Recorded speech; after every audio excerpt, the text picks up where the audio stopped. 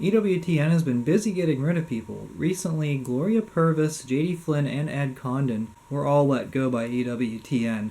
Now, I don't know if they were fired or not. I guess that's not ever going to be clear. However, I will talk a little bit about their individual situations. Now, Gloria Purvis, she supported BLM, and I never watched any of her shows, but I think this was a great decision by EWTN to get rid of anyone who supports BLM. Because if you're a Catholic organization, BLM doesn't stand for Catholic values. In fact, they oppose Catholic values. And I know that the Church of Social Justice was extremely outraged at the firing of Gloria Purvis, but I think these people will get over themselves if they stay home, wear a mask in their house, and bow down before their statue of Pachamama. Now, moving on to J.D. Flynn, he was the editor of Catholic News Agency, which is owned by EWTN, and he announced that he was leaving, or maybe they let him go, I don't know. But he had expressed several times his disdain for Taylor Marshall. He let that kind of take over in some of his opinion pieces, and it looked like he always tried to take the moderate opinion in Catholicism, which actually is a very dangerous position, because if you give credibility to the liberal ideas, then you're going to end up accepting modernist ideas. So it will be interesting to see where J.D. Flynn ends up. We'll see if he ends up at the USCCB or the Catholic Campaign for Human Development or an archdiocese. And then lastly, Ed Condon, he also worked for Catholic News Agency, and he wrote a lot of stories about the financial corruption in the Vatican. Now, I don't know if that's why they got rid of him or not, but he also opposed Taylor Marshall, and